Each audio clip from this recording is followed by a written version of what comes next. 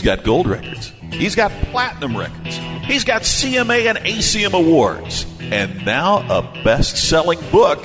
You can hear him here on The Dana Williams Show. Hey, man. How about that? Yes, friends, that's us. What a goober, man. Facebook page. Bless his heart. Here's Dana. Howdy, howdy, everybody. You are listening to The Dana Williams Show right here on DanaWilliamsShow.com. And today is a very, very special day. I've wore this old boy out, and he's finally had to meet him in a Mexican restaurant to get him to tie him down. And I was tied down after that meal. But here today, friends, we got Mr. Marty Stuart here, and we're going to sit here and talk about Marty Stuart and what all, man, there's so much to talk about with this guy, and he's got a new record out called Ghost Train, the Studio B Sessions. And I just spent a couple of... listened to it probably 2 or 3 times through, and I got to tell you, man, I really like it. I love this record. I quit making records long enough to make a record, and there's an idea. Well, and it was time to go deep and follow the heart. That's you know Brother. what, every bit of success you've ever had that matters, every bit that I've ever had that mattered. It wasn't because it was doing something that I thought I ought to do. It's doing something I believed in. Right. And I believe in traditional country music, and I don't want to see it slip away, so we went back after it. Well, I got to tell you, man, I have me and you go way back further than what anybody remembers, especially you and me. But I got to tell you, you grabbed me as of course, we were deep into the '90s, and Diamond Rio was rocking, and you was rocking, and all this good stuff. But, buddy, when I heard and saw the video of Now That's Country, it knocked me out, man. Absolutely knocked me out. And I remember thinking, and telling the guys on the buzz, I said, how does a guy write a song like that? I mean, how do you write a song like Now That's Country? You know, I mean, I sit there and you listen to those lyrics and you listen to just the attitude of it, you know, and I just think that's awesome, man. And I've heard that several times, you know, with stuff that you've done and this and that since then. And it just, I don't know, as far back as the 90s, it's refreshing. Yeah. Know? Well, do you remember a place when Diamond Rio was starting out and we were starting out, there was a nightclub up in Edgeville, Ohio called the Desert Rose Club. I think you guys played there a bunch. Oh, yeah. And That's Country came about in a strange way. We played the Desert Rose Club, and it was back in the boondocks of Ohio somewhere. And I got word from Mississippi that my grandmother had passed away. So I immediately started trying to get home to Mississippi. Right. And it was just one of those things. It was wired up in a way that I could not drive home. I couldn't get home. I couldn't charter home. It's like the truth of it was I ain't going home. And I couldn't get there. And I went to the back of the bus, and in about 5 minutes, I don't know why, but I wrote That's Country because I couldn't get home. And those were just impressions that I had about farm life in Mississippi, and for some reason. So Brother. It was a strange way to get a song, but that's how that And would you know, happen. and the interesting part is that comes to mind because I was reading here in Ghost Train, which we need to touch on the fact that you guys recorded that at Studio B, man. How cool is that? That's man? a great place. I mean, brother, the history that's there and all that.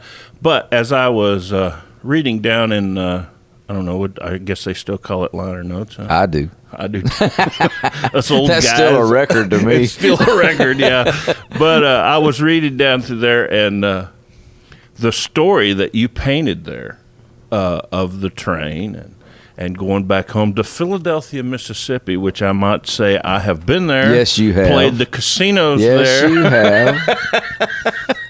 And they love you there. Ah, man. And just reading that, what you wrote there, man, I don't think a man could make that up. You can't. Well, what I read there, you can't make that kind of stuff up. And it kind of brought me back to kind of how the same feeling that I got with Now That's Country. And now here we are again with this Ghost Train CD record. You and me share something in common that I wish everybody that played country music could claim. We both come from deep roots. I mean, your family was deep rooted in country music. Absolutely. Pioneers, master architects of the deal. And I got to start so young with those same kind of people. And it serves as a foundation. So I have never considered commercial success anything other than commercial success. It comes and it goes, it wanes, and there's always at different levels. But the thing that I know at the end of every single day is I have a foundation and a root system to plug into that empowers everything I do. And going back home to Mississippi is even a deeper empowerment of that because of the Mississippi legacy, of the musical legacy, and just my family legacy. So going home to me always revs me up and charges me up. Yeah, going back to these liner notes, man, you described out there, you gave us about how many you may have counted them, maybe 100 adjectives. I have no idea. I'm a fan of long sentences. You gave us over 100 images or adjectives or whatever you want to call it of emotions and feelings that you had at that place and at that time, and that kind of really dove down in there, man, kind of down into the true soul of Marty Stuart that's where the real stuff comes from. And anybody. It ain't pretty in there sometimes. And a lot of stuff I just soon not ever see again. Yeah, I can imagine. But it's true. There's a few of them I can think of that I'm sure you don't want to see again. Yeah, absolutely. Anyway, we're going to play some of this record or a bunch of cuts off of it, and I got to tell you, I just there's so much of it I really, really like, man. Some of these things absolutely knock me out. What's your if you had to pick a favorite, what would it be? And we'll start with that. Come on now. I don't have a favorite, but why don't you start with what's the first song on the record? It's Branded. Well, there you go. Start with Branded. Branded's a good one. We're going to hear it right now. Well, I'm branded wherever I go, trying to outrun a bad story everybody seems to know. Might as well be wearing a ball and chain, 'cause everywhere I travel, see my picture with a number by my name. Spent some time in San Francisco, locked up for vagrancy. I busted out a time or two, took a run at getting free. They put me back in the jailhouse, I finished serving my time. Turned me loose and the man said, dog you to the end of the line. Now I'm branded wherever I go, trying to outrun a bad story everybody seems to know. Might as well be wearing a ball and chain, 'cause everywhere I travel, see my picture with a number by my name.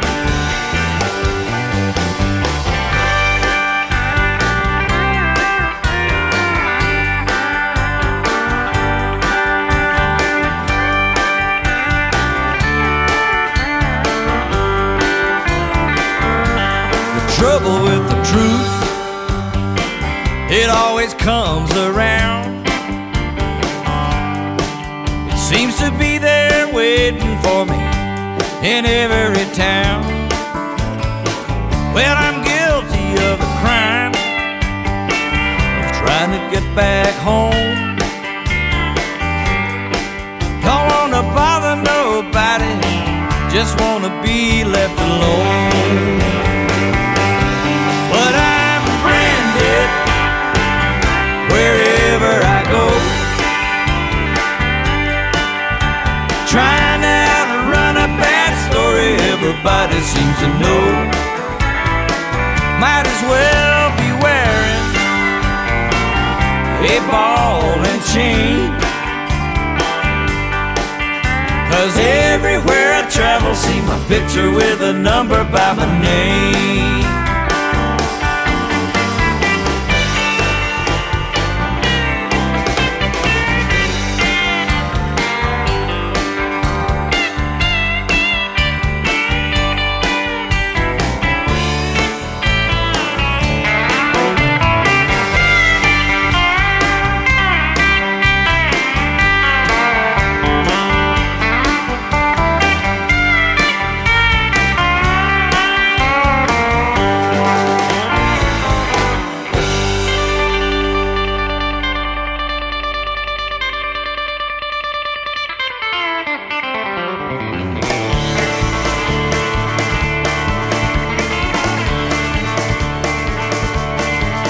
You can tell I'm from the country, see I'm from out of town. I'm beginning to catch on, I'm letting my hair down. I've been a rockin', I've been a rollin'.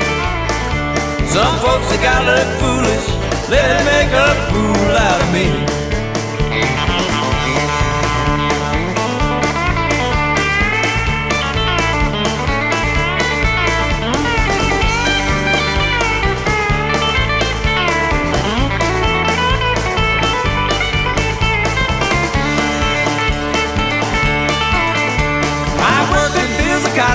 I worked in fields of corn, but I ain't seen nothing like it since the day I was born. I've been a rockin', I've been a rollin'. Some folks that got look foolish, let it make a fool out of me.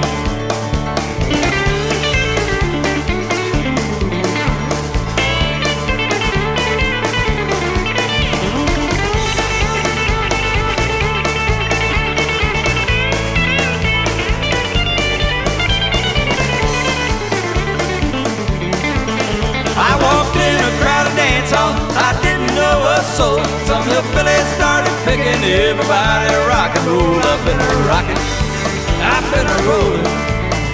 Some folks that got look foolish, let it make a fool out of me.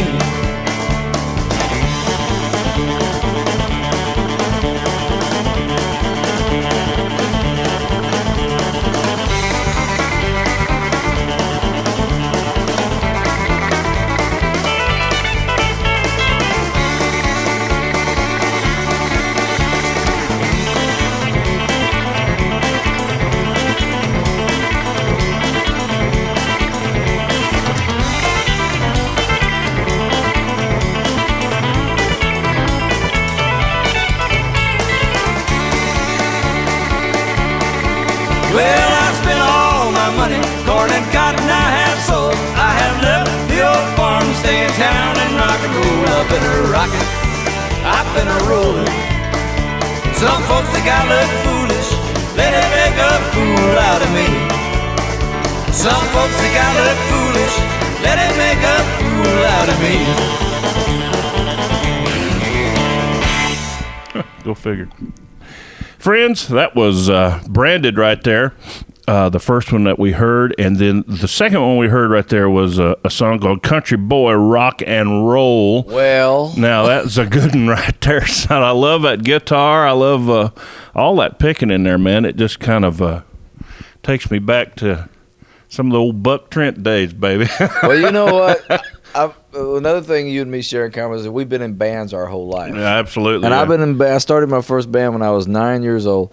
And so I do have an opinion about bands and this fabulous superlatives. Kenny Vaughan, Harry Stinson, Paul Martin is without question the best band I've ever been a part of. And I say a part of because it's an honor to walk out with those guys. I produced a Christmas record one time on Andy Griffith. And everybody that came to the studio had a Mayberry question for Andy. And I was determined that I was not going to ask any Germ questions. Did it make him mad? No, he handled it with such grace. But the one thing that I asked him, one question, I said, "Can I?" I said, "I'm just going to ask one, and that's it." "Can I ask you one thing?" I said, "When you had that cast together, the Magic Cast, with Aunt Bee and Don Knotts and Ron Howard and Ernest T. Bass, all those characters that we love so much. I said, did you know you really had it?" He said, I couldn't wait to get back to work on Monday morning. And that's the way I feel about the Superlatives. I can't wait to get back to the bandstand with those Isn't guys. that something, man?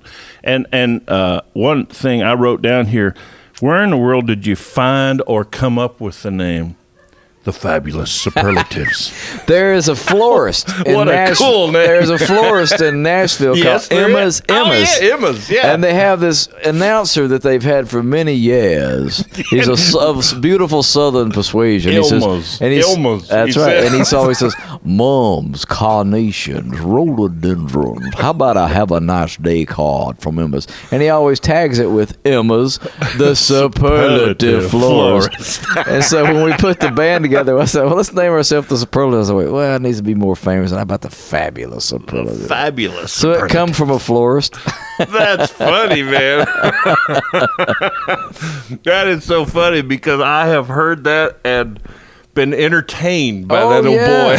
I love his voice. Commercials. I love his voice. So you are a. See, I know that you're not going to remember this because there's just way too many years, and I barely do. But back when you were with Lester, which you started when you was what, 13, 14? 13 years old. Same age Sonny was when he. That's right. We went to work with Bill Monroe. Ain't that something? I didn't even know that. Huh. But I remember seeing you at the Opry when I was back there with my cousin running around. When? We'd go to the Opry all the time, and I remember seeing you out there with Lester, and everybody talked about that little kid out there with Lester playing mandolin. And I think I met you then because you guys used to do a bunch of with Bobby and Sonny. I remember you guys coming out and doing mandolin duets and stuff like that on the Opry. I don't know exactly what you was playing because I wasn't. I was too worried about just being a punk, but Me too. I don't remember what all was being played into there. They were doing a series of road shows at that time called the Bluegrass Express. And Bill Monroe, Jim and Jesse, sometimes the Osbournes, and Lester Flatt would go out on the road and under like Martha White sponsorship. And do country schools and, way back in the rural countries. And so we were around those guys a lot then. A lot then. And you got to know Bobby and Sonny pretty well, I would imagine. Sonny. Well, let me tell you. Yeah, Isn't it interesting how that name continues to come to Well, I felt like I knew him before I ever got up here because I was a big fan of their recordings. Carl Jackson was a buddy of mine in Mississippi, and he was way, way up on the Osborne Brothers recordings. So I felt like I knew him. But about 2 months after I had been with Lester Flatt, we played a concert in Heber Springs, Arkansas, bluegrass show. And Sonny and Bobby were on the show for the same 2 days we were.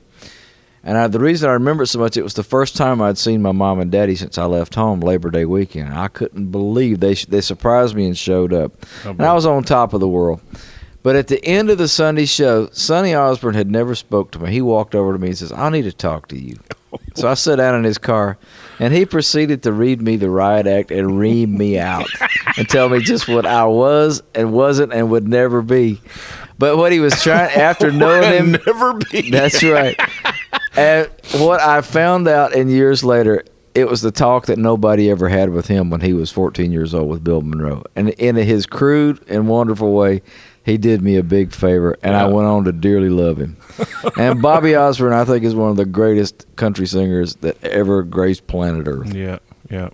They have definitely made a staple in my musical career. Well, I mean, sure. just it's a chapter in your life. Yeah, it surely is, and I have been very proud of that for so many years, and then for us to come, behind them so many years later. And you've become accomplished so much more than Sonny ever did. It's bound to kill him. Absolutely. It's bound. It run him out of the business. It caused him to retire early and pretend he wanted to be retired. Oh, do you hear that? hurts when your nephew just caps you off. Do you hear that? Do you hear that? He knows it's true. That's so funny right there. He signed. I have this that collection there, the box sets, the Boone family or whatever that was called. I forget. Bear Family. Bear Family. Yeah. And I took it up, and I had Sonny sign it for me. And he put on there, he said, "This will get them all." So he put on there, my favorite nephew. That's good stuff. Yeah. So when would you, let's see, you played with Lester in the 70s. Yeah. Right? And when did you become a member of the Opry? Well, the way it worked out is Lester, when he passed away in 1979, so I was there from 72 to 79, spent just a few minutes with Doc Watson and Merle playing, and then Johnny Cash gave me a job. And I played in John's band from 80 to 85, then got a record deal and started trying, and I think I became a member of the Opry about 92, something like that. How in the world did the Cash thing come to be? Lester had passed away, and I looked around bluegrass world, and Osbournes didn't need anybody, Ralph Stanley didn't need anybody, Bill Monroe didn't need anybody, and it starts petering real quick. It does. And on the other hand, I thought, I would like to afford a new car. How about a job in country music? Yeah. So the biggest act on planet Earth at that moment was Johnny Cash, Absolutely. my old hero. And I happened to go into the old-time picking parlor in Nashville and ran into a fellow named Danny Farrington who was working on my guitar, and he was building a guitar for Johnny Cash. And I said, "Danny, I want to go with you when you take that guitar to Johnny Cash and meet him." So I kept up with the progress of that guitar. And he carried me with him and went to Cowboy Jack Clement's recording studio. And the door swung open, and there's that Cowboy Jack playing the dobro and John playing the guitar. And John stood up and shook my hand. He just kept shaking my hand. He said, "Where you been?" I said, "Getting ready." He said, "Where are you from?" I said, "Mississippi." He said, "I thought so." And we became friends about that fast. And about 2 weeks later, his guitar player, Bob Wooten, called me and said, "John wants you to come out and talk to him about working in the band. If you have any interest." I said, "Sure." And it was my last day with Doc Watson, and we were in Cedar Rapids, Iowa. I said, "Well, when?" He said, "How about tomorrow?" I said, "Sure." He said, "Where are you?" I said, "Cedar Rapids." I said, "Where are you going to be tomorrow?" He said, "Des Moines." Oh, it was 2 hours away, so I got a rental car, flew to the hotel. You'll like this. So I get to the hotel. Bob Wooten met me in the lobby, and he said, "Go in there and get you something to eat. We have a matinee show. We'll leave here. You can talk to John." So I sat down in the restaurant at the hotel to get something to eat. The maitre d' came over and said, "Mr. Cash is on the phone." I went, "Sure." He said, "Hello, son." I said, "Hello, Mr. Cash." He said, "No, I'm JR to you." I said, "Hey, JR." He said, "You got anything black to wear?" I said, "Probably." And he says, "Well, do you know my songs?" I said, "Well, do you still do them in the same key? Because I know them all." He said, "Probably." And he said, "Well, I'm probably going to take a nap, and I'll probably see you later. Bye." And that was how I auditioned for the band. I was showed to a Mark, and the curtain came up. He said, "Hello, I'm Johnny Cash," and we proceeded to play. Unbelievable. Yeah. It just meant to be, dude. I guess so. It just meant to be. What's strange to me, Danny, this is the truth. The first two records that I ever owned in my life, got them on the wall back there, was a Lester Flatt and Earl Scruggs and a Johnny Cash record. Ain't that amazing? That is amazing. Just, it's things like that. Just now, when did this collection? We're sitting here in your office where you have a pretty spectacular collection, which I can imagine this just a portion. But when did all that start? The collecting and all that, was it already underway? And when I was a kid in Mississippi, when an act would come through town, it was about an autographed picture or an autographed record or somebody's guitar. Sure. Bill Monroe gave me his mandolin pick the first time I saw him when I was 12. So I was always a fan of those things. But even in Lester's band, he would write out a set list for the Opry or the radio shows. Right. And when it was done, he'd wad it up and throw it in the trash. And it looked too important to me to throw away. So I'd say, "Can I have this?" and take it out of the trash. Or they'd take their ties off after too many TV shows with too much makeup and throw it in the trash. I said, "Can I have this?" Mm-hmm. Same with his picks. So it started that innocent. But right over there behind you, you'll see a hand tool like Western saddle looking little case. Oh, yeah. I bought that. What really started this whole thing was that one right there. In a junk shop on 8th Avenue in Nashville, I walked in there, and on the front of it says Patsy Cline. Yeah. For $75. And in the early, late 80s, early 90s, the early 80s, people were just starting to throw stuff like that away. And it was getting away. And I saw it as too precious to get away, like the family treasures, and a big part of America's history, that end of country music. So when I started making 2 checks in a row instead of buying stocks and bonds, which I cared nothing about, I started going for that. And it started in my bedroom, and it's like 20,000 items strong now. So it's crazy. It really? Yeah, and it's toured all over the world. I know. I went down to Nashville, and you had it down there at the T-Pack. Yeah. At the deal down there, and I got to tell you, it's just some stuff that I saw there that you had collected was just unreal. I mean, stuff that you just, man, who would think to get that? Who would think to grab that? You know, like what I see, Cash's report card, stuff like that. That letter from the KKK. Yeah. Oh, my word, man. I mean, that's just unbelievable stuff. Now, these boots, and I remember seeing, I'm going to go out on a limb here and say those are Cash's boots right there. Yeah, those are John's. And I remember seeing him in 1981 wearing that right there in London, right on the Mervyn Con tour out there when I was playing with Jimmy C. Newman at the time, and he came out in those boots right there, those black ones, and I remember thinking, my gosh, look at that! I mean, he is the king. Yeah, that's the show. Was it Abe fell out on stage? Well, that was one of them, but this was let's see. I think this was a year before Abe came. Oh, okay, maybe. I was over there with Abe, with John one time, and Jimmy C was on the show, and Abe was doing some kind of big fiddle trick and just splattered all over. Now, get this for you. You want some nostalgia. I was over there, and we went on tour, and it was Cash, of course, John and June, Jerry Lee Lewis, Marty Robbins, Boxcar Willie, whoa, and Jimmy C. Newman, and man. And Boxcar Willie probably stole the show. Took everybody.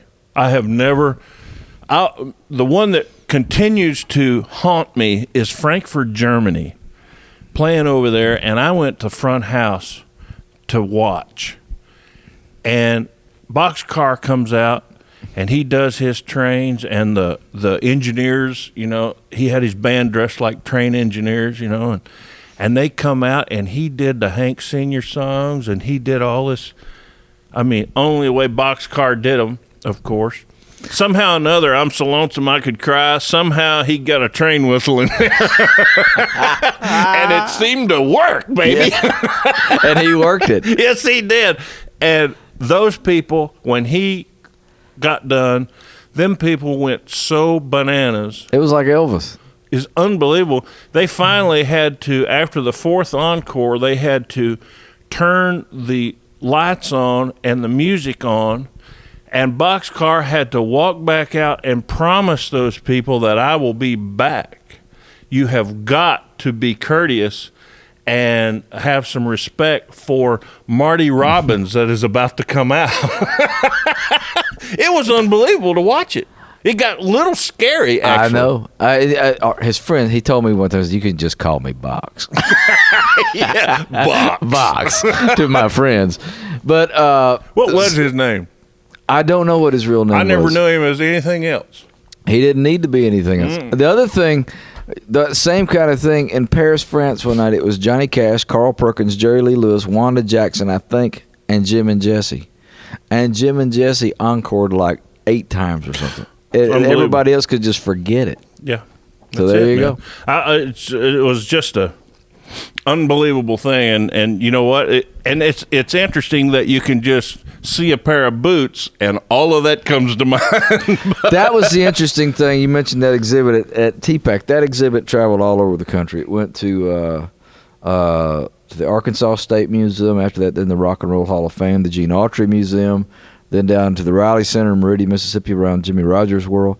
But the interesting thing about those kind of boots or Hank's suits or Hank's lyrics, when people would stand in front of it brings something back to life in you or touches an emotion that has never been dealt with before. And it's a good thing to watch it wash over people. I mean, the first thing I guess I saw and that hit me when I walked in that exhibit is, of course, you see Porter and the band standing there in those mannequins in all those outfits, including Dolly, I might add.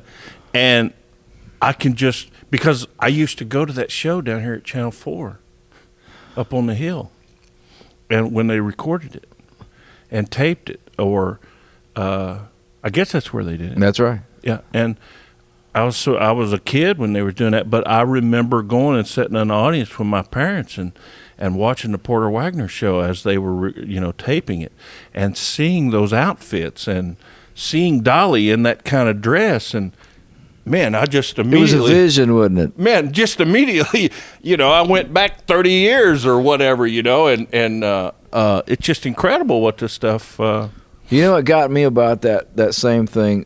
In Mississippi, our TV was black and white. We didn't have a color TV. And when I first came up to the Opry to join Lester, I came around the corner one night, and Porter and Dolly and the Wagon Masters were in the dressing room tuning up. And it's the first time I'd ever seen them in color.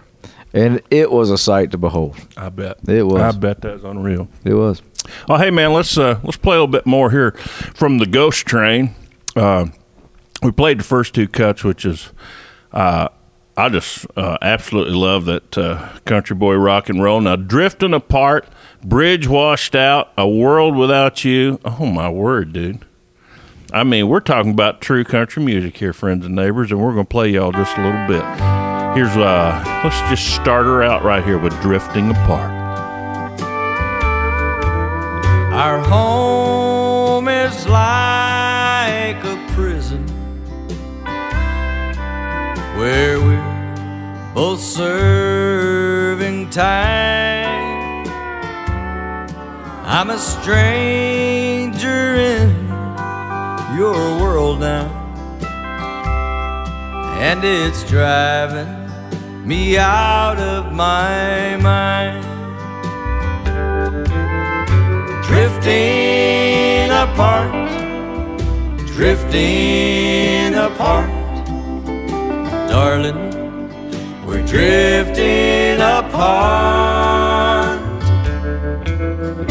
Out of reach, out of heart, we're slowly drifting apart.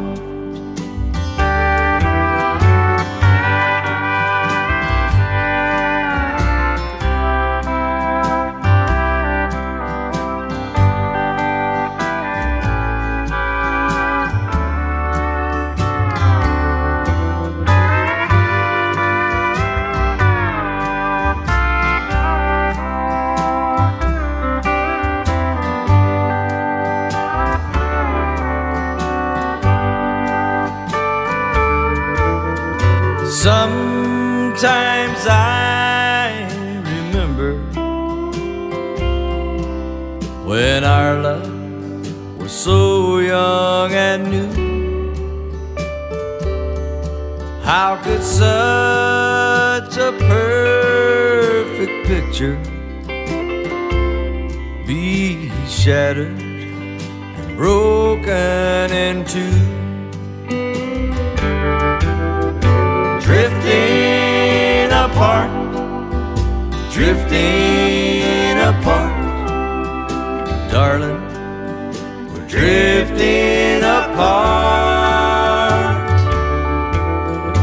Out of reach, out of heart, we're slowly drifting apart.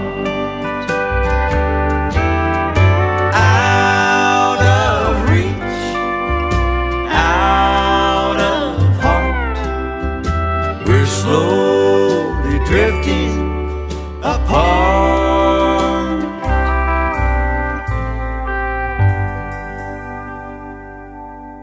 Well, the bridge washed out, and I can't swim, and my baby's on the other side. When I awoke this morning, the rain was pouring down. I was gonna wed a little river girl just over the bridge across town. Now I'm running up and down the river, and my nerves are driving me wild, 'cause the bridge washed out and I can't swim, and my baby's on the other side. Oh, rain, oh, rain, stop falling. Dark clouds hurry from the sky. The preacher and my bride's are waiting, and the wedding bells are starting to chime. Well, I can't kiss and hold her, and it's driving me out of my mind. 'Cause the bridge washed out, and I can't swim, and my baby's on the other side.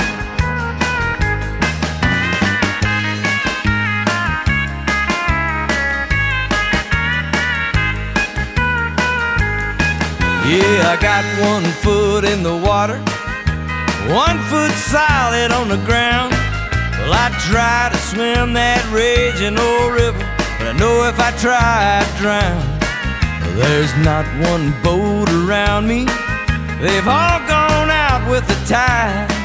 'Cause the bridge washed out, and I can't swim, and my baby's on the other side. Yeah, rain, oh, rain, stop falling. Dark clouds hurry from the sky. The preacher and my bride's are waiting, and the wedding bells are starting to chime. Well, I can't kiss and hold her, and it's driving me out of my mind. 'Cause the bridge washed out, and I can't swim, and my baby's on the other side. Yeah, the bridge washed out, and I can't swim, and my baby's on the other side.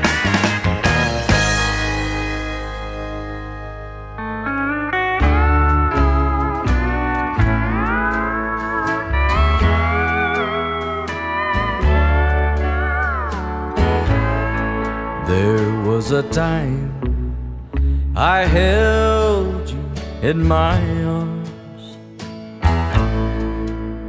Life was perfect, complete, through and through. Now you're gone, and it's shattered all to pieces. I'm learning to live in a world without you. A world without love is so hard to bear. It leaves a soul empty with no one to care. Existing day after day, trying hard to find my way, while learning to live in a world without you.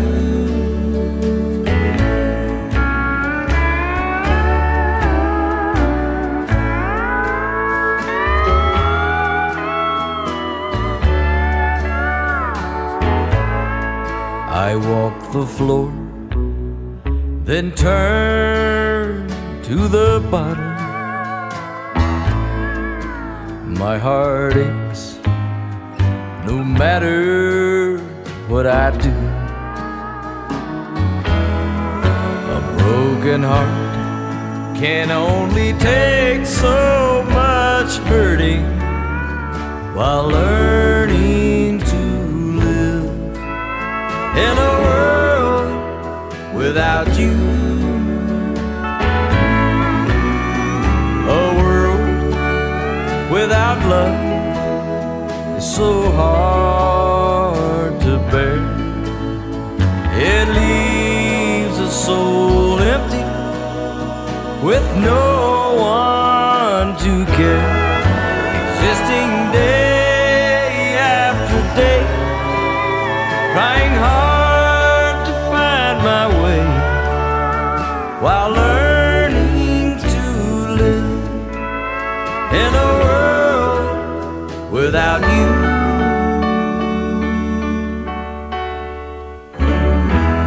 Well, friends, there you go. A world without you. You got to love that. And coming up, let me tell you, we got a song that you and Johnny Cash wrote. You was telling me about, called "The Hangman," and I got to tell you, I listened to that and I'm like, man, where in the world was that conversation? When you guys come up with writing a song about a hangman. He was my next door neighbor. Right. And after June passed away, the job was to keep him occupied and to keep him entertained at as best we could. And John Carter called me, his son called me like 2 days after June's funeral. And he said, Daddy wants to record. I said, that's the best news I've heard. Mm-hmm. And so we recorded him at Cash Cabin. We recorded John at his home. We recorded him at my home. We just set up gear and make records. And right before he passed away, I went out and I told him, I said, JR, I've got to go do a show in California. So we played the town of Folsom, California. I'll be. And if you look right to your left, there's Johnny Cash's Folsom Prison record. That's the one I bought when I was 9. And that rock, that granite next to you, came from the wall of Folsom Prison. Somebody gave it to me. Huh. But that's my favorite record of all time. That's it right there. It's a perfect country music record in so many aspects. So at Folsom, California, I asked a security guard that was working at my show that night. I found out he was also a security guard at the prison. I asked him, I said, is there any way I could get behind the wall of Folsom and see where they made that record? He said, well, you might consider killing somebody. No. Hold it, brother, hold it. But while I was on stage, some calls were made, and the governor got me a gate pass. So I stayed over, and they took me inside Folsom Prison. And I saw Greystone Chapel, which is a song on that record. But they recorded that record in the cafeteria at this Folsom. Record here? At Folsom Prison. And they did it 2 times in the morning. They did it early morning, took a break, and redid it in the morning. But behind the back wall of the cafeteria was the old hanging gallows where they executed people. Mm-hmm. Now served, or at that time served, as the prison band hall. Now, what year was it? This is like 2003.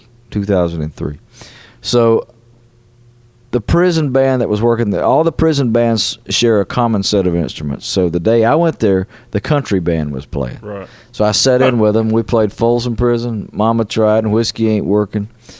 And the more I thought about that place on the way home, I thought, I can't wait to get home to go next door and talk to him about that.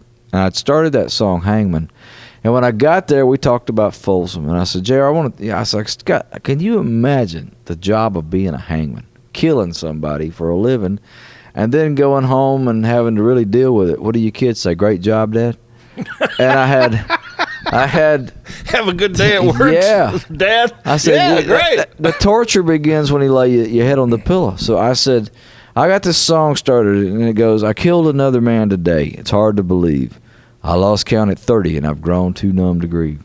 The bottle helps me cope when I lay down at night, and when the dope rolls through my veins, it all fades out of sight. I had that much. And then I had Hangman, that's my stock and trade, Hangman sending bad men to their grave. And from his wheelchair, he spoke up and he said, who killed who? I ask myself, time and time again, God have mercy on the soul of this hangman. And we wrote another verse, and 4 days later, he passed away. And that was his last song on earth. Unbelievable, huh? What a story, huh? Yeah. What a story, man. I mean, I listened to that, and I think I told you on the phone, man, I heard that and not have heard it before. I just thought that, man, by listening to it, it just sounded so Cash, man. Yeah. And I thought, well, this has been a song off that Cash, from that you've just redone of his. It would have been great unreal. to have done it with him, but it just didn't work out that way. Well, hey, man, it's a great record, man, right the way it is. I am not sliding that at all. It just, wow, man, that, talk about a Cash stamp. He put on it right there, buddy. That was the only way to do that song. Yeah. It was. I just thought, when I first heard it, I thought, man, what in the world? What has to be running through a guy's mind to write about a hangman, But that tells the story right there, if nothing else does. So you have won 4 Grammys in your career, which I might add, Diamond Rio has been nominated for 14. 14? 14. Our 14th, listen, I believe it's Boxcar Willie. Box, I'm sorry. To his friends. Yeah. Now that's country music. I love that. I love it. I've never lived in a house where I couldn't hear a train go by. That's the truth. You know, I heard one. I lived in Ohio until I was 11 years old, and we had a train less than 75 yards, 50 yards from our back door that went right. I mean, sounded like it was coming through the house, didn't it? It did when you first moved there, and then after we was there a little while, you're like, you know, you'd be out in the backyard playing or something, and you just instantly start talking louder, and you don't even realize that all that noise is going on, and then you just come down, and it's just a way of life, man. Did you ever hear what Roger Miller said about growing up by the train? He said every night at 3 o'clock on the dot, the train would go by his house and, you know, just rattle his bed in his bedroom when he was a kid. And he said one night at 3 o'clock, the train didn't go by. And he said, I sat straight up in bed and went, what's that? What's wrong? What's wrong? What happened?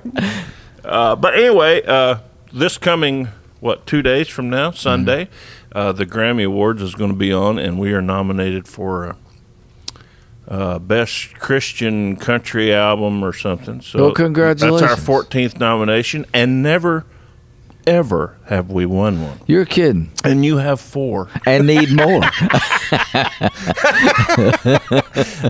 It just goes to show you, friends, you never get enough. You never get enough. You never get enough. Well, I think you'll agree. It's the ultimate musical award. Absolutely. And that's why we want it so bad. That's right. Well, you guys deserve it. You've deserved all 14 of them as far as I can see. But just the way it is. Now, you won 4 of them for what now? Yeah. Come on now. One was for the Whiskey Ain't Working with me and Travis. One was instrumental with Earl Scruggs. One was an instrumental with Chet Atkins. And one was a song I wrote called Same Old Train, Different Time, that was for like a collaboration thing. Really? Yeah. So that's pretty good. It is pretty good, dude. Now, you know, as I read, and I was on your website looking, and I invite everybody to go to martystewart.net.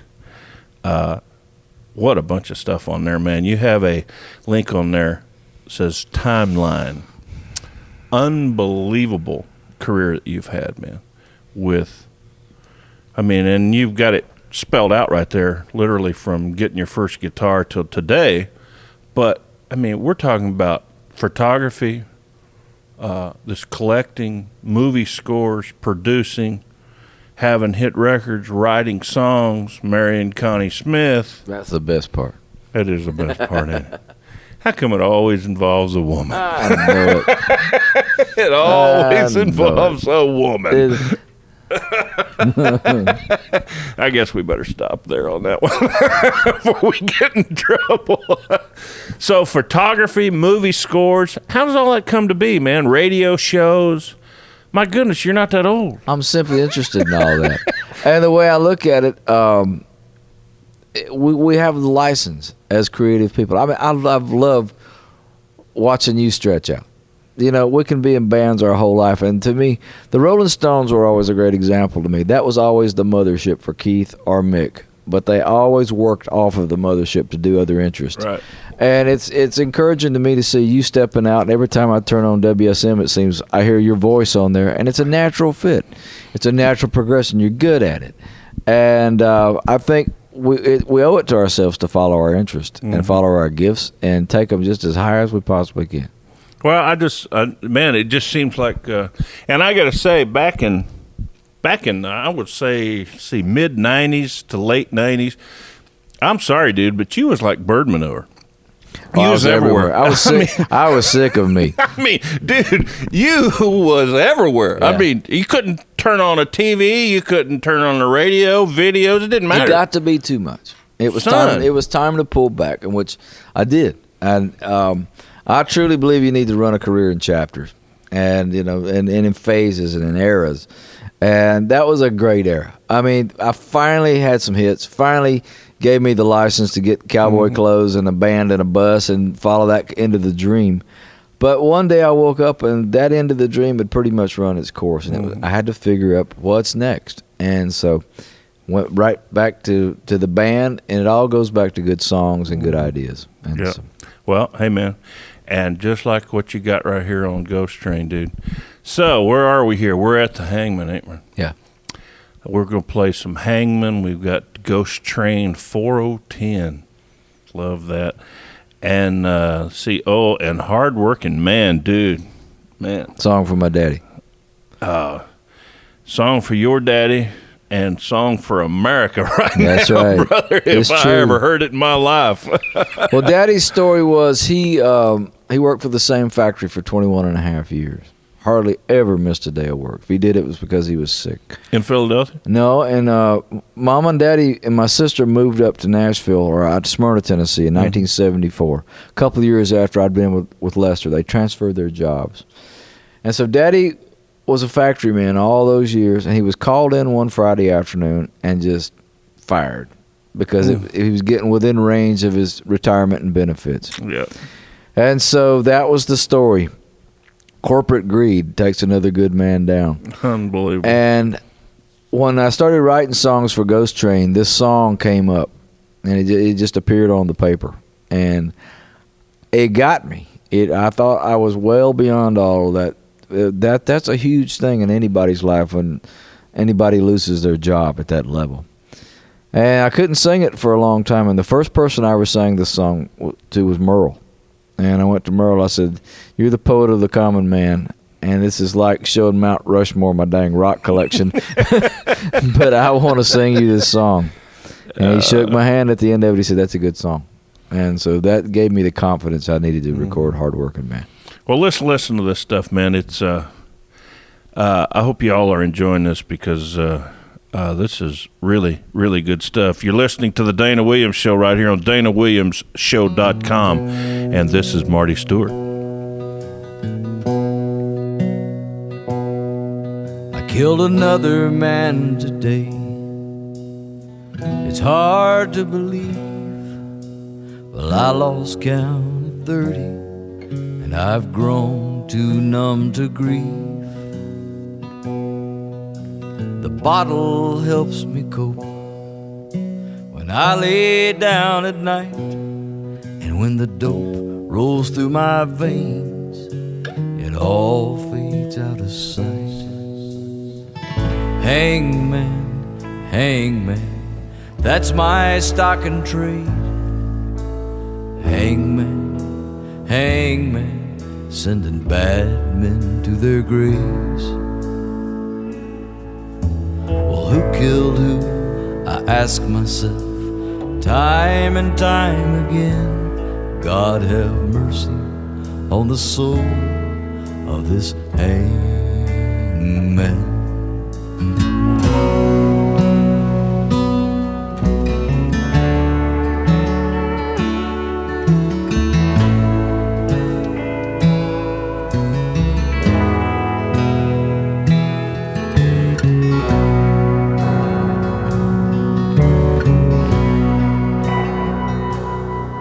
There's a woman down the street named Rosalie McFall.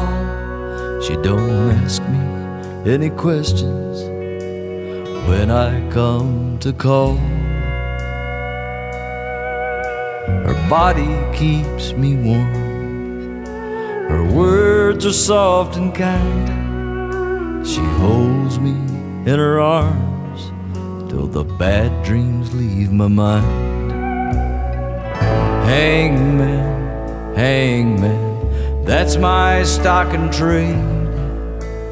Hangman, hangman, sending bad men to their graves. Well, who killed who? I ask myself time and time again. God have mercy on the soul of this hangman. God have mercy on the soul of this hangman.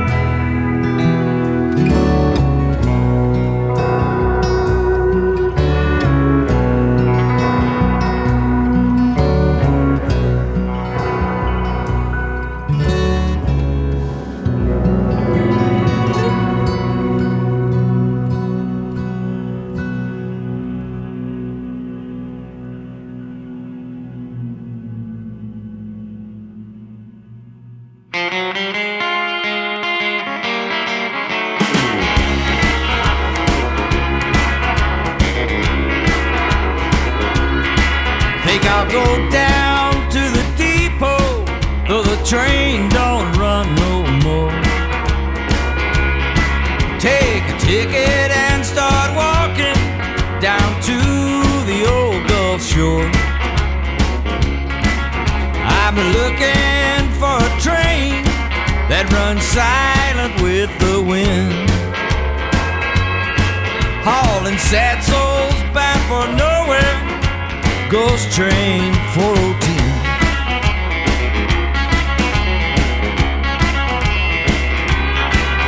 Big money took my cotton, left me busted down to scratch.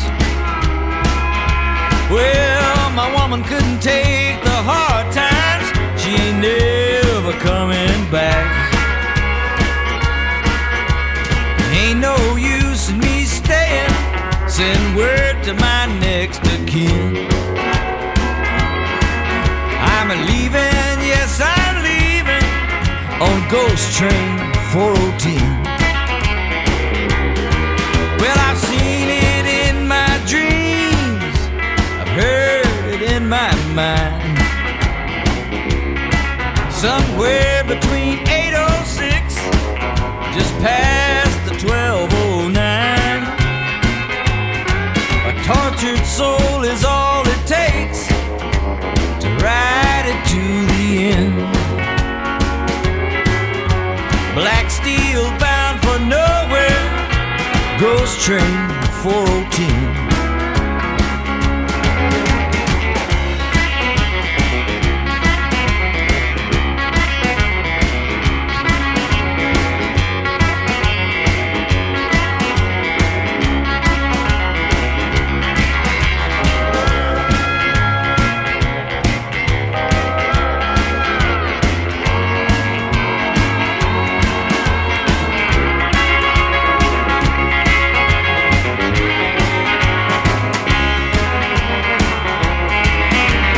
Gamblers, thugs, and thieves, and the likes of me.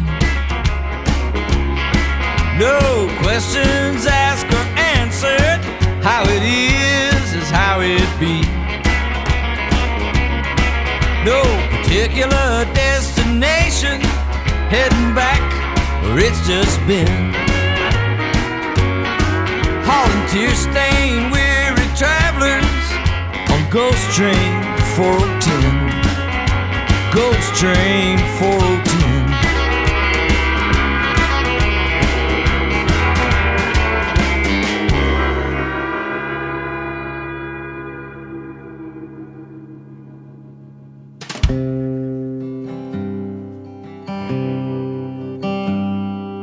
What will become of the working man with honest sweat on his brow?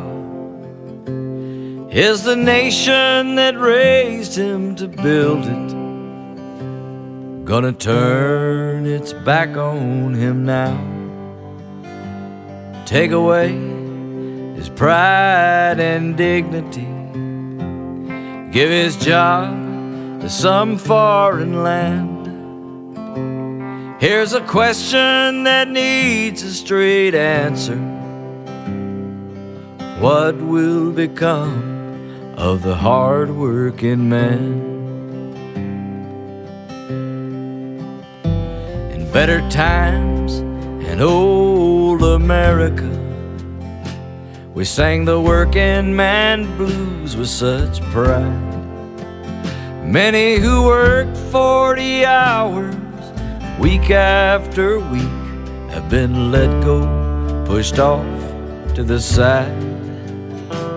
And I'll tell you, nothing is sadder than the soul of a hard-working man with no means to help out his family and nothing to do with his hands.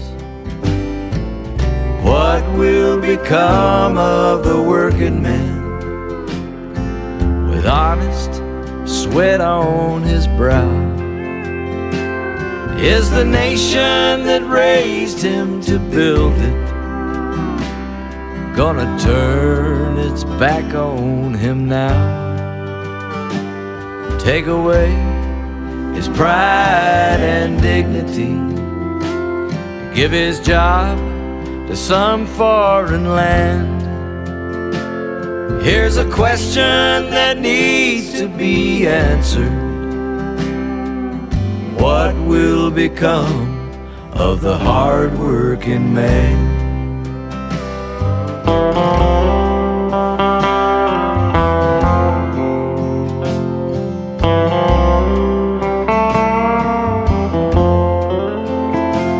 Here's a question that needs to be answered: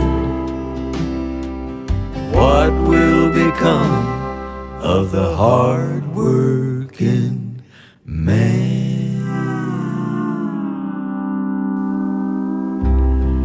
Oh, yes, friends, that was a hard-working man. And if that doesn't pertain to you, then you are definitely one of the lucky ones.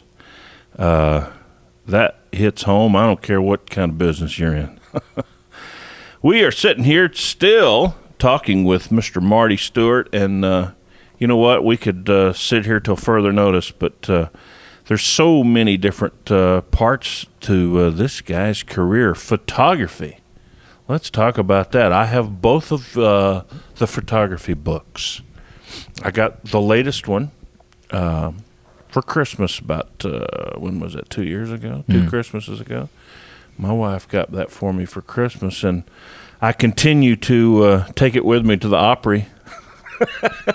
Unfortunately, late, but for some, but I continue to take it with me and try to...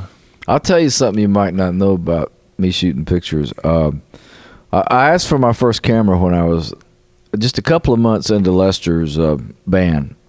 I called home and my mom sent me one. My mom's a great photographer. And as time went on, 2 or 3 years into that, I wanted a better camera. I wanted a real camera, a 35mm camera. A real camera, because that was one of those little Instamatics, right, you know. Had one. But Sonny Osborne sold me my first camera. Oh, no. Still have it. And one day I'm going to sell him a book and get my money back. I don't know, man. Before you leave here, you'll have a banjo. That's right. Or at least a Sonny Osborne banjo tape. That's right. But Sonny was into photography at the time. And, I remember that. And I enjoyed watching him take pictures. Now, as I have so many times when I've went to him and asked advice about things, and he set me up with a camera. And I started shooting pictures and just terrorizing anybody that would stand still in the world of country music. And as time went on, it went beyond family snapshots to this looks important to me, and we need to make a book out of it. Well, you know, I look through that book, though, and I see pictures. Did you take every picture that's in there? Just about every picture. There's a couple of pictures that actually or I shot that somebody else took on somebody's wall or something, like the Stanley Brothers, or one that comes to mind of Hank Snow, and Jim McGuire has a photograph in there, but most everything in there I shot. Because, man, there is just stuff, when you first look at it, you go, whoa, how in the world? I mean, that's some really, really classic shots, and just that book. Well, I've always carried my guitar case in one hand and a camera in the other. Yeah. And it goes hand in hand. That's the way to do it, man. I talked to Kenny Rogers about that once, and he told me, he said, now this is a hard one to believe, but brother, this is what he said. He said, I say that I give you 3 shots. If you don't have it in 3, you ain't gonna get it. Well, he's a different caliber photographer than I am. That's what he said. I have to shoot a lot. That's what he said. When he did his book, he did a photography book of some sort. Right. And he said, that's what I told him. He said, I'm going to take 3 shots. If I don't have it in 3, I ain't going to get it. Well, congratulations to Mr. Kenny Rogers. That's what I say. I can't do that. He told me that. I went, what? Man, they take, McGuire takes 50 rolls of us. Yeah. You know, but. Sometimes you just have to keep shooting. And sometimes you don't. It's the shots, and that's what I find so intriguing about your books, man. it's the shots that you didn't set up that are so. Those are the ones that are precious to me. Yeah, those are the ones that you go, wow, man, look at that. And that goes back to my mama's photography. Mama was that mama photographer that I always knew when to pull the trigger on something going on in the house. Yeah. And it came from her heart, but it was her perspective and catching those honest moments when everybody wasn't so much paying attention. And we're talking about these photography books, and you can go to Marty's website, and I noticed it on there. There's a store on there where you can order them, correct? So they say. So they say. Well, they're right there for I saw it right there. So I invite you to go check that out because let me tell you, they are. It is a piece of country music history, no doubt about it. And speaking of history, let's talk about Studio B down there. Recording this record, Ghost Train in there, man. Now how much recording do they do in there? I thought it was a tourist. Well, it's pretty much a tourist destination by day and classroom by night. Belmont University has a big part of Studio B now. Oh, do they? Yeah. I didn't know that. And they let students go down there and learn the art of recording and that kind of thing. But as far as setting up a full-blown country music band and making records like that, it don't happen anymore.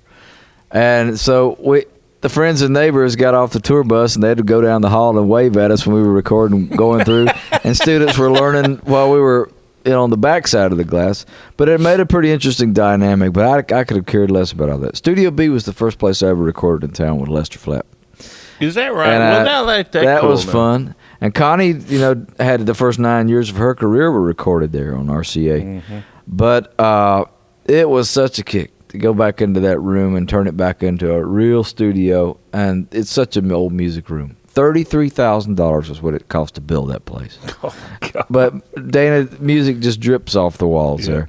And when you get into the legacy of what's been recorded there, it's just staggering.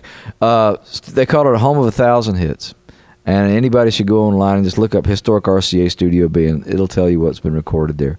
But getting through the legacy was a head full for all of us because it's intimidating. But once we got past that and got the mic set up and got sounds down there, and I noticed you had Pig on here, so was Pig in there? Pig was in there. Now, that's probably old home for Pig. Huh? Yeah. Pig had played there. Oh, my goodness. Caden Roberts from Hank Snow's band played on the song. Ralph Mooney came in and played. And some legendary pickers. Didn't have to tell them how to get there. No. they sat home. Yes, sir, man. Well, you notice that and you see those pictures in the CD here in the if you're gonna shoot a movie about the Alamo, you ought to go to the Alamo and shoot it. If you're gonna make a country music record, go to Studio B. And brother, that's exactly what's been done here, man. A country music record has been made. Now we got a song called "I Run to You" with Connie. Yeah. Now is that something that you guys wrote together? We wrote it together. And it was such a kick to hear her voice back in the context of Studio B. It seemed to just welcome her home like, one of its youngins or something. Let's talk about that for just a second. What is up with that lady anyway? She just seems like the older she gets, the better she sings. Well, and doesn't it go the other way for all the rest of the people? It does for me. I mean, man, come on now. Well, you know what? Her heart just keeps unfolding is the best way I know to tell you. And, buddy, she sings everything that girl does, whether it's sneeze, laugh, or cry, it comes from the deepest part of her heart. And it's wonderful to watch her heart unfold. And with that, we keep getting deeper songs and better sung songs. And she's always been great, but it's wonderful to see it. It's incredible, man. The queen in her is coming out. Yeah. You know what I mean? It's just absolutely incredible, man. I see her on the Opry and these different things, and it's like she just is getting prettier and she's singing better. And I'm like, man, how is this happening? Well, since I quit drinking, she did a lot better. Yeah, I'm sure that has contributed. It didn't hurt. And how long has that been? 7 years. 7 7.5 years. Has it been that long Yeah. since? You talking about when you didn't come help me at McDonald's? I wasn't going to say Merle that. Haggard called me when I got arrested. He said, "Didn't you have any friends that you could have called to drive you?" I said, "Yeah, he was sitting in McDonald's, wouldn't even come out. I wasn't Didn't gonna want to get say into that. bad paper." No, I didn't do it. It was you out there. Oh, a black Cadillac and a goofy-looking hillbilly. I wouldn't have come out either, Dana. I wouldn't have helped you, so don't worry about it. Oh, my goodness. Son. Well, you know, what can I say? I'm glad. Has it been that long? I'm glad it happened because it needed to be arrested. Well, if that's It was what time. needs to shake a man, It was time. well, God bless you is all I Yeah, can say, man. me I too. just, that's a powerful, powerful thing, man, no doubt. I Run to You with Connie, which is awesome, and then you went where no man has gone before. Got Mr. Ralph Mooney, Mr. Steel Guitar. So, anybody don't know who Ralph Mooney is? Think about Merle Haggard's song "The Bottle Let Me Down" or Buck Owens' song. Excuse me, I think I've got a heartache. A heartache's by the number. That's Ralph. Or Waylon's song "Rainy Day Woman." That Good-Hearted Woman. That's Mooney playing steel. And he co-wrote a song called "Crazy Arms" that we all know and love in the Old Testament of country music. Yes, sir. So I got him to play it one more time. He's never recorded it, or I've never heard it recorded without words, just as an instrumental from his perspective. Who had the first on Crazy Arm? Was it Ray Price? Probably Ray. Yeah, I'm thinking. I think so. Or that's Mooney. you know what? That's the first I remember. Well, yeah, that's the definitive version. Yeah, that is. There Moon you go. asked me one time. He said, "Hey, Martin, have you ever heard of that bunch called the Beatles?" I went, "Yeah." He said, "Do you remember a song they had called Get Back?" I said, "Sure." He says, "Well, think about this. Blue ain't the word for the way that I feel. Da da da da da da da da da da." Then he says, "Now think about this. JoJo was a man who thought he was a loner, but he knew it couldn't last." He said, "Them Beatles took my song." Really? There you go. Wow. But I like Crazy Arms the best. Well, you know, Paul's still suable. And it's still doable. It's still doable. Look what he pays women just to get away from. Yeah. Oh my god! And he just toured, so he That's got right. fresh He's money. he's got merchandise money out the yang. You know he does. So Ralph, dude, snap Get out of it, it. Moon, and step in. And then there's a song called Porter Wagner's Grave. Now, I got to tell you, I listened to this, and I hadn't read the title of the song. I just had the CD playing, and I wasn't reading the title. I was reading other stuff and just listening. And at the end of that, when it says Porter Wagner, I got to tell you, a chill went through me, and just when you say Porter's name there. Now, I don't know if I had missed it somewhere else in the song, No. or that's it. That song's the deep end of the pool, ain't it? Brother, that Well, here's how that came about. I produced his last record. I knew you did. And all of a sudden, my old buddy, he went from being my old buddy to my friend to like this big old oak tree that I leaned up against for about 2 years. We were almost in daily contact, working with him. He was sitting in with my band, and I was making his record. We were touring. It was just going so good for him. He was having a great victory lap, and then one day, he was gone. And after we had Porter's service out at the Opry, That was a shocker to me. yeah, man. And For some reason or other. I don't know if we were busy on the road or what, but I wasn't even aware that Porter was. I knew that, Porter was having some trouble, but Dolly had come to the Opry and sang to him, and I thought everything was okay, he's better, and we were busy and whatever. And then all of a sudden, like you say, he's gone. Well, I got off the stage at the Opry for his service, and basically went and got on an airplane. We took off going to Alaska to tour. And on the way to Alaska, I sat down on it and just wrote that song. And I never in my wildest dreams thought I would sing it or tell it to anybody else. And one day I did it for Kenny Vaughn, because Porter was the master of the recitation. Oh, yeah. And Kenny said, "Man, you have to do that song." And so remembered the words and did it in concert one night just to see. And the applause just kept going. And so I got a little better with it. And at one point I went, Porter dig this. And so it was one of those kind of songs that you and me grew up hearing him do. Oh, yeah, man. And I thought, well, why not? And so that's how it got I on got to tell you, I was sitting in a restaurant, I don't know, not long after Porter was gone, and they had given everybody down there at the Opry those new hats that they had made. I don't know. It was just a wagon wheel with rhinestones and this and that. And I cherish that hat, and I take care of it, but I wear it every so often. And I was sitting in a restaurant with the wife, and waitress come up, and she said, took our order and everything, and then she said, I just want to tell you, it's a real honor to see you wearing that hat. I went, well, do you know what that is? Because it didn't have a name or anything. She said, I know exactly what that's Porter Wagner. He was my grandfather. Wow. And buddy, that just set me back, brother, right Sure. there, So it just brings back a lot of memories, man. Porter Wagner He's part of our life. Another one of those icons in country music that Once in a lifetime figure. There you go, man. And and there may never be another one like it. Probably won't. That does stuff like that. But anyway, let's play some more of the Ghost Train record, and I know you guys are digging it, and I know you can't wait to hear it. So you wait till you hear this Porter Wagner's grave. It's just hold on, friends. You're listening to the Dana Williams Show right here on DanaWilliamsShow.com.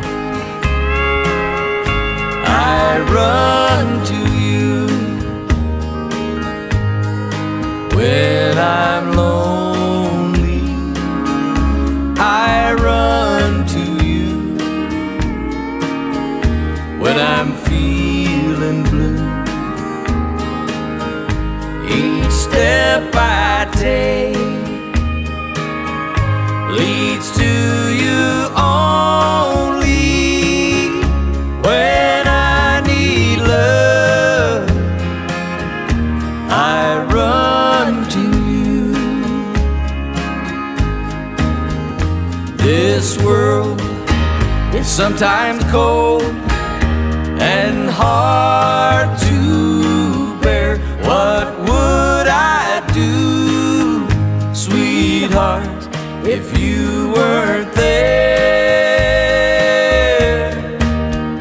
When things go wrong and my dreams fall apart, you lift me up, you touch my heart. I run to you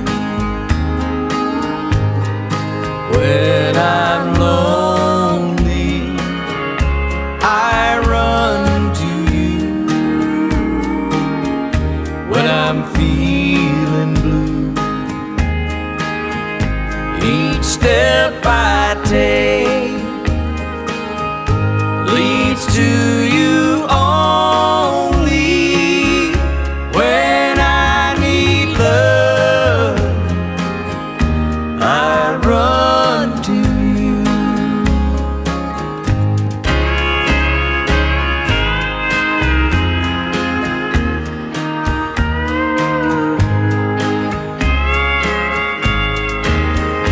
No one else in this world could take your place. I feel the love in your embrace, and I long in my heart for you to feel eternally. My love is real. I run to you when I'm lonely. I run to you when I'm feeling feeling blue. Each step I take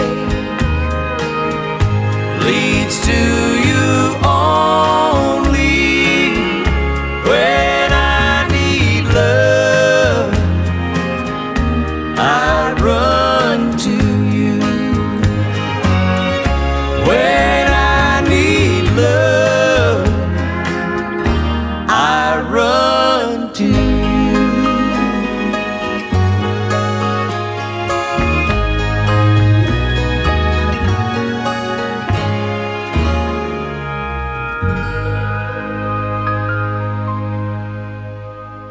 Howdy, Moon. Howdy. All right. Hey, Moon, Oh, play Crazy Arms for me. do I have to? Just like you wrote it.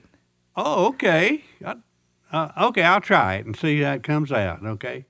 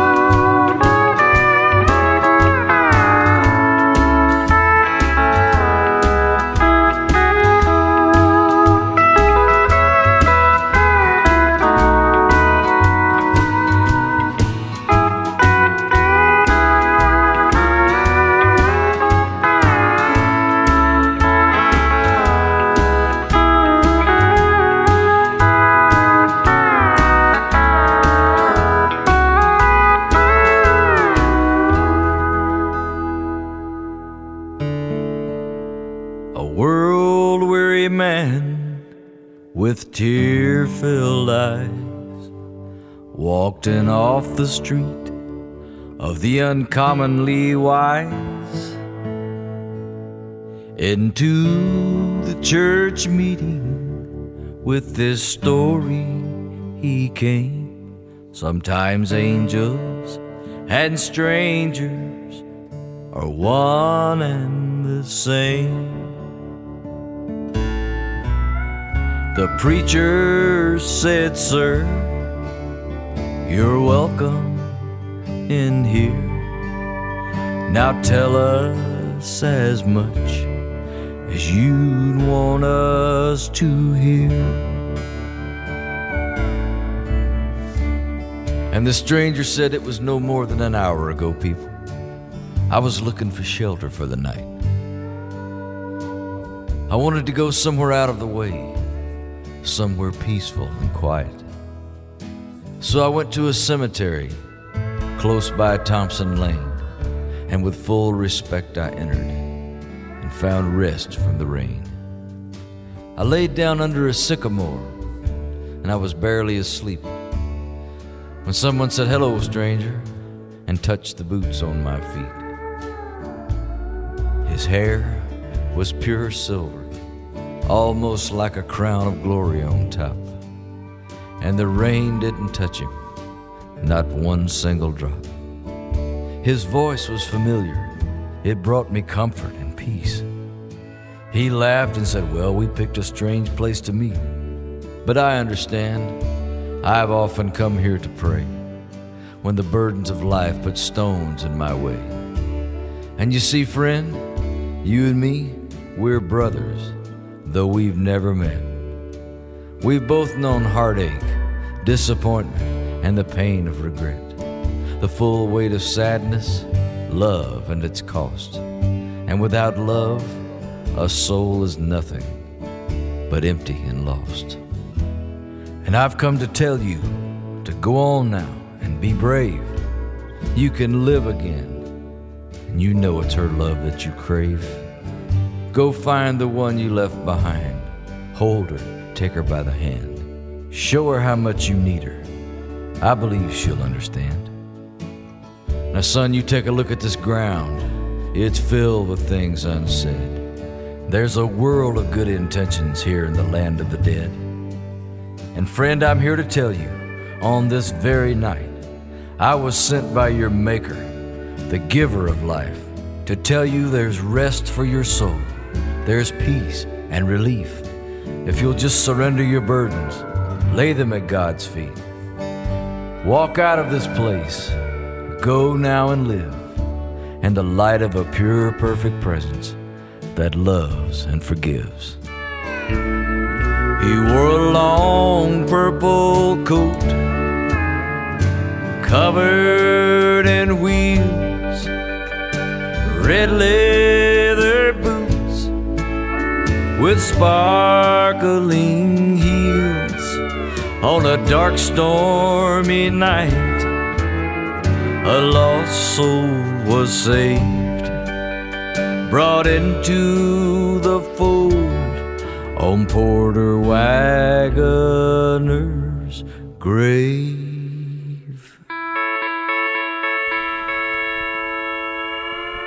All right. How about that, huh? We need a toe tapper now. If I could dig you up off the floor.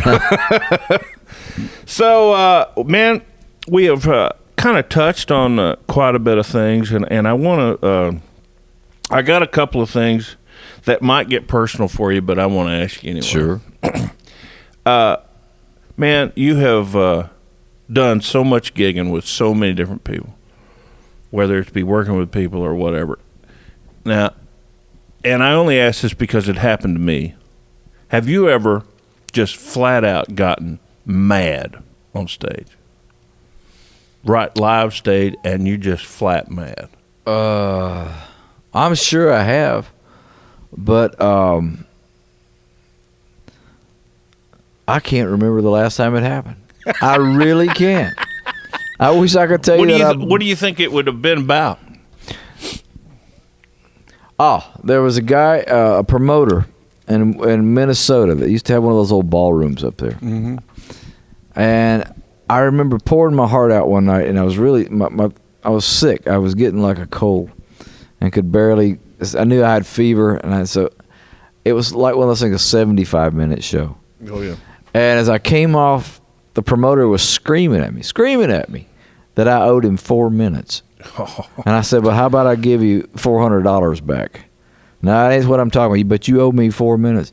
And so it finally just kind of settled down. But the next time I went up there, he came on the bus and reminded me right off the bat that I owed him 4 minutes. And I thought, I ain't going to owe him 4 minutes when this night's over. And I sang every song that I knew, made up songs on stage, had band members to sing songs, and he was begging me to get off. He's over there with the hook, man. It's like, please leave. That's funny, man. So what would you say is the biggest shows that you can remember that you've played, that you've been a part of? I mean, now, dude, you have had an opportunity like few. You know, you have been around some big folk. Man. I started over. I mean, I wiped the decks clean at the beginning of 2000. I had all of the Music Row system, here's how we're going to do it, for about 12 years. We'd had a lot of success with it, at every level of success we had. Right. But I was tired of it. And it was time to do it different. And so I started over with the band, with the Superlatives. And my only assignment to a booking agent was book me as far back into the woods as you can. I don't want to know about Polestar.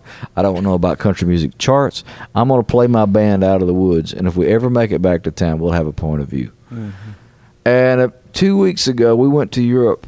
And it's the first time I've been to Europe since 1994. And standing on stage around the corner from Buckingham Palace at Queen Elizabeth Theater, sold out, a lot of people, and it's about that way everywhere we go in halls anymore, and performing arts centers. Mm-hmm. That was a big moment for me to stand in the middle of London, England, sold out, knowing that I had followed my heart instead of somebody's chart, and it got me there. Mm-hmm. And that was a big show personally for me, you know. And as far as beyond that. There's been too many to remember, but that's the latest one that mattered to me. Mm-hmm. That is cool, man. Yeah. That is cool. The whole following your heart thing, man, and what you're saying is not worrying about hits and the way the train's supposed to go. How many more records like that do I need in a used record store? How many more bad 8x10 glossies do I need out there? It's like following a system. Let me do it. There's another way. Waylon said it one time. There's one more way to do things, and that's your way. How you feel it and how you see it. And I took him at his word, and he's right. You know, one of the last times that, the last time we played a road show with Waylon, he come out, you know, just Waylon style like he was. And I didn't know him at all. I didn't even meet him. Just his legend and what he was all about and all that. He come up on stage and he says, you know, he does some of these songs, and he comes up to this one song. He says, I'm going to do a song for you that I hate. He said, I've done this song 1,000 times, and here tonight, I'm going to do it one more time for you. He goes into Luke and Pond, Texas. That's wonderful. That's just classic, buddy. So let's talk real quickly. I want to hear about just the beginning of, I'm just trying to imagine the courting of Connie Smith. The first time I ever saw Connie, I was 12 years old. She came to my hometown to sing at the Choctaw Indian Fair. And I told my mom I was going to marry her that night. And I've read that. 25 years later, there was a knock on my door at the Grand Ole Opry in the dressing room. And I had just recently had a conversation with Connie at one of those Music City softball games that kicks off fanfare. I've seen your pretty legs out there before. And not very many times you have. But we just kind of had a great conversation that day. And a few weeks later, it seems to me like she knocked on the door of the dressing room at the Opry. And she said, I got my last young'un out of the house and I'd gone to Paris. And I haven't made a record, and I think she said in like 16 or 17 years, something like that. And I was thinking about somebody that understood the old world of country music that has a pulse on what's going on today. Would you be interested in talking to me about making a record? I said, well, of course. And the first thing I said, everybody knows you sing, but do you write? And she says, well, I like to try to write. And I said, well, how about we get together and write some songs and see where it goes? The first time we got together, me and her and Harlan Howard wrote a song, a shuffle. And kicked it off with a shuffle. But the more I was around her, the more we started writing, and the more I wrote, the more I fell in love with her and hear her sing those songs, and my heart went back to what I said when I was 12 years old. And the next thing I know, I kissed her, and I expected to get my head slapped off, and she looked at me, she said, let's do that again. And I've got it right where I want it. Yeah, right. And it started there, and it's a good marriage. It's a real marriage, and I'm her biggest fan, and I love her to pieces. Yeah, well, I think it's, I know that it's mutual. That's all I hear from Mrs. Stewart. Well, good, good. All right, friends, we are talking about Marty Stuart, Ghost Train, the Studio B sessions right here, and we're going to play Little Heartbreaker. Me and Ralph Mooney wrote this song at his kitchen table over banana pudding. Banana pudding. It couldn't be better. No. And I mentioned that song, Waylon's Rainy Day Woman. I always loved the steel guitar part on that. And when we got back to the garage where we were picking, I said, play me something in that vein. And he just started playing, and here's how it sounds. You got to love that. Son, I appreciate you taking this time. I know this is a lot of time for what they call an interview, but I just truly enjoy it. Well, I appreciate you talking to me, and like I said before, I love watching you stretch out and becoming Dana Williams' radio star. Well, you know, I'm working on it, and we're gonna hear some of this on WSM. I can assure you. Well, you have a fan right here. Well, thank you, brother. All the thank you best. for this time, man, and I will see you tonight at the Opry. The grand old. The grandest of all. Oh, that's right. Thank you, Pat. You ain't nothing but a little heartbreaker, a tiny little teardrop mover and a shaker. I swear by the moon and stars above you. You got me wrapped around your pretty little finger. My heart is a bell, you know how to ring her. Said all of this to say, baby, I love you. I can't help myself when the sun goes down. Start thinking about you going to town and asking everybody I see if they've seen you. Well, you bring me on, then you turn me down and run me around and around and around. My heart ain't never seen the likes of you. Well, you ain't nothing but a little heartbreaker, a tiny little teardrop mover and a shaker. I swear by the moon and stars above you. You got me wrapped around your pretty little finger. My heart is a bell, you know how to ring her. Said all of this to say, baby, I love you.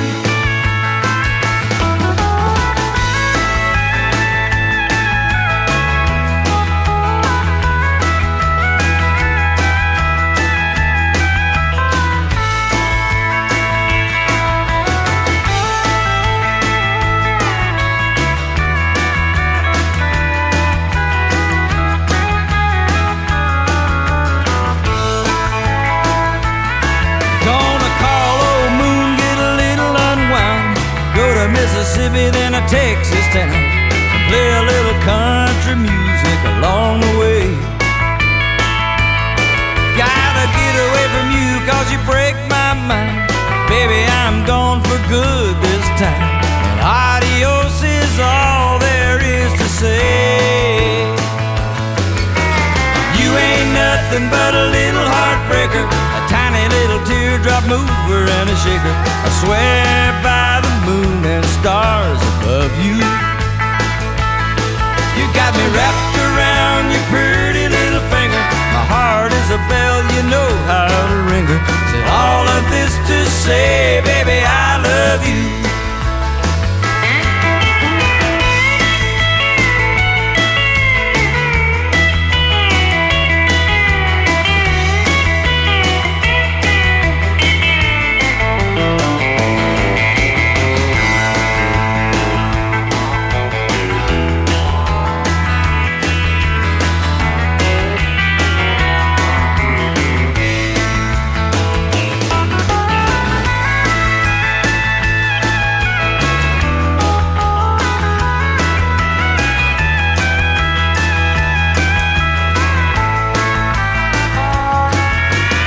That's all for this week. Listen next week for more great music and celebrity conversations.